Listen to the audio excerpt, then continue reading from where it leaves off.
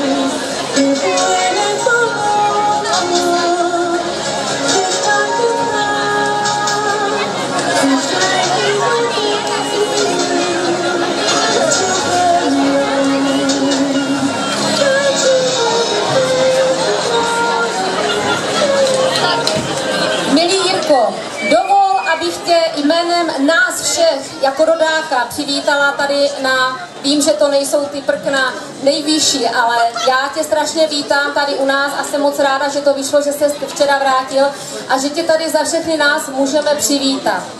Já bych ti chtěla říct, že jsme na tebe strašně hrdí, protože když zaznělo v televizi jméno Teje Sokol Karolinka, tak ani jsme si neuvědomili, jak je to krásná věc, že jsi nás proslavil na celém světě. Když jsi odjížděl, já jsem ti říkala, že už pro nás je velká podsta, že ses tam vůbec dostal a já tím, že jsi skončil na 7. místě, udělal si osobní rekordy. Pro nás je to prostě jako kdyby si stál na těch stupních vítězů. Já ti chci strašně moc poděkovat, protože si pro proslavení Karolinky a pro nás hodně udělal. A velmi si toho vážíme a jsem moc ráda, že jsi mezi nás přišel. Jirko, já ti tady předávám takovou malou berušku, kterou jsem ti měla dát pro štěstí, než si letěl. Já jsem to nestihla, takže tady máš ode mě.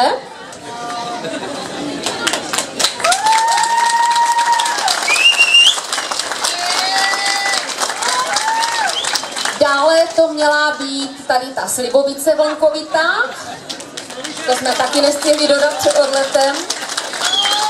A já si myslím, že je třeba poděkovat i rodině a především mamince, která s tebou letěla, sestře Evě, kterou tady vidím. Maminku nevím, kde ji mám, chtěla jsem ji pozvat tady za námi.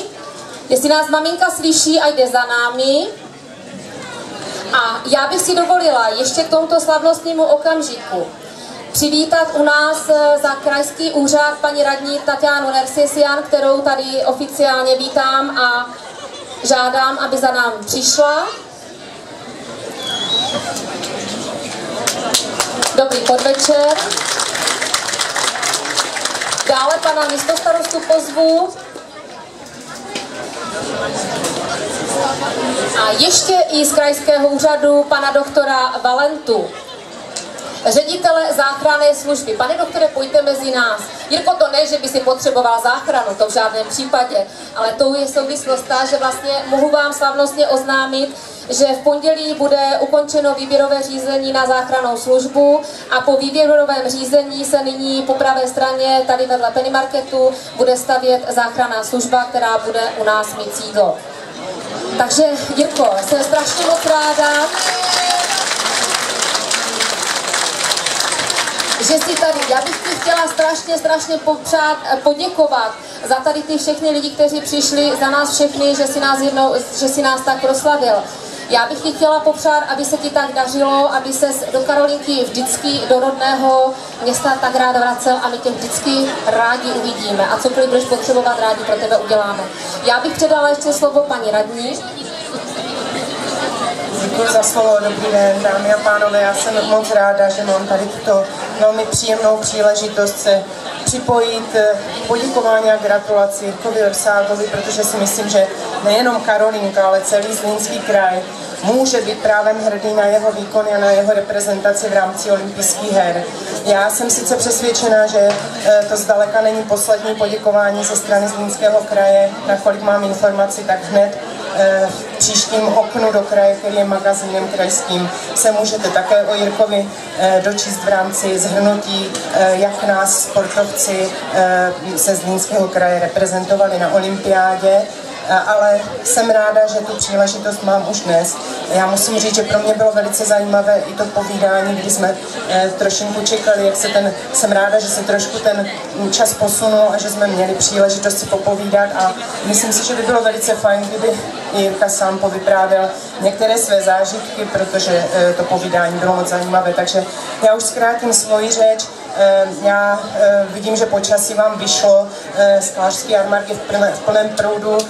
Myslím si, že není třeba mít v hlavě žádné starosti, které počkají do pondělka a že je třeba si ten den dneska užít. Takže pěkný den.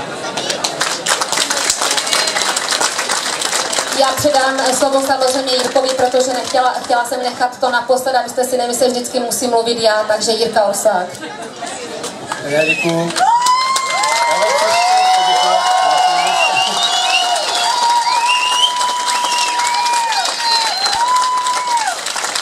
Já jsem vůbec netušil, že tady bude něco takového dít, že se tady jako s váma sejdu a že tady bude tolik lidí, že jsem fakt jako mile překvapený.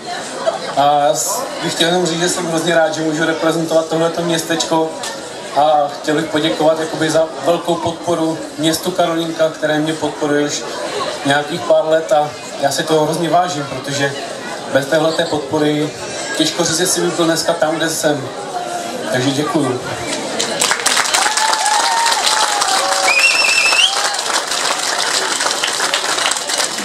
My strašně moc děkujeme. Já totiž si myslím, že časový prostor, který bychom si s tebou povídali, by byl daleko širší, ale já si myslím, že se nevidíme vlastně teďka naposledy, že určitě s tebou bude i z občany udělaná beseda, když se uvolníš a přijedeš. Takže vzhledem k tomu, že nemáme další program, tak bych se ještě zeptala ale na pár otázek. Jirko, když jsi tam přijel, tak prosím tě, jaké to pro tebe bylo, protože ty se vlastně tam dostala z mistrovství Evropy a dostal se mezi vlastně tu nejvyšší špičku a to do skupiny A. Jaký to byl pocit a vlastně jak se ti soutěžilo? Tak pro mě už to, že jsem se dostal vlastně do toho finále rovnou na základě nějakého nahlášeného výkonu na startovce, byl pro mě úspěch. Já jsem o to usiloval od začátku a jel jsem tam s tím, že chci do toho Ačka, což se mi povedlo. Chtěl jsem se dostat do desítky, takovou jako vytoženou jsem měl 8, vysněnou 6, takže ta 7 je pro mě úžasný kompromis, navíc se mi povedly skvělé osobáky, český rekord, takže si myslím, že můžu být maximálně spokojený a doufám, že jsou spokojení všichni ostatní. Určitě jsme spokojení. Já si myslím, že opravdu tady tento výkon svědčí o tom, že ti ogaři na Valašsku stojí za to. A já si myslím, že klasicky vždycky je takový zvyk u nás na Valašsku při píci slivovicí, ale že je to taková slavnostní chvíle. Já bych poprosila pány tady, kdyby se někdo ujal otevřít jedno šampaňské, jedno dostanete domů s maminkou a s rodinou si vypít. Je takový mini dár.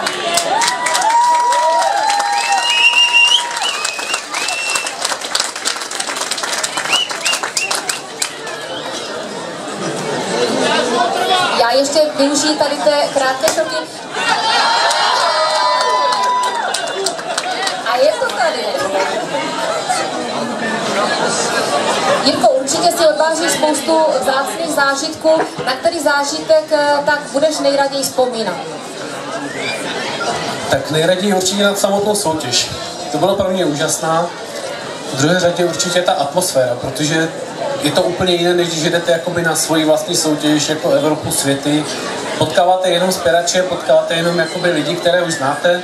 Ta atmosféra je taková jako pořád stejná, jenom se mění místa. Takže teďka pro mě to bylo úplně jiné v tom, že vlastně potkáváte všechny sportovce. Setkáváte se s lidmi, kterým normálně fandíte u televize, nebo to sledujete jakoby z nějakých jiných médií. Měl jsem možnost se potkat fakt se spoustou lidí, s hvězdama. Potkal jsem se například s Bároš Potákovou, s Kulhavým, se Svobodou, fakt opravdu se všema, se kterými jsem se chtěl potkat. A můžu říct, že jsem byl mile překvapený tím, jak ti lidi se chovají. Člověk nemohl říct, fakt je to hvězda, je to olympijská vítězka, je to olympijský vítěz, fakt má za sebou hodně, jak se bude chovat. Ti lidi byli úplně skvělí, prostě já jsem z toho byl fakt mile nadšený. Opravdu přátelská atmosféra, perfektní. Jirko, tak my ti přejeme. My ti přejeme, aby takové krásné zážitky si měl i za ty 4 roky v tom Riu. Takže dovolte mi, vážené dámy a pánové,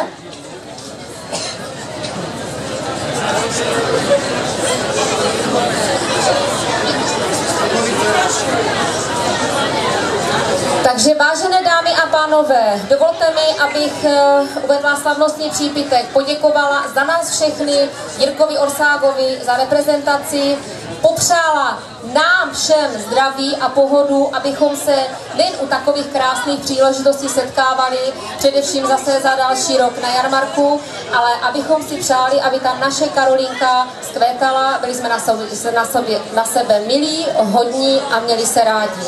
Takže připijím, Jirko, na tvůj velký dík.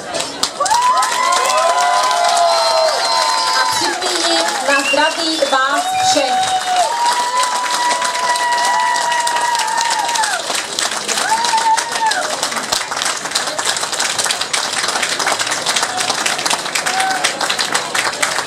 Takže poděkování vám všem. Já si myslím, že jsme u té televize fandili všichni. Já jak nepiju, tak jsem vypila 3 slivovice, to jsem teda zvládla. Takže přeji, Jirko, hodně úspěchů, hodně zdraví, pozdravuji od nás přítelkyni svoji a přála bych vám taky, aby ten termín společný, abyste vy měli pro sebe, vám vyšel a šťastně odjeli na tu dovolenou a nabrali sil a energie. Ještě jednou moc krát děkujeme, poprosím o potlesk Jirka Orsák!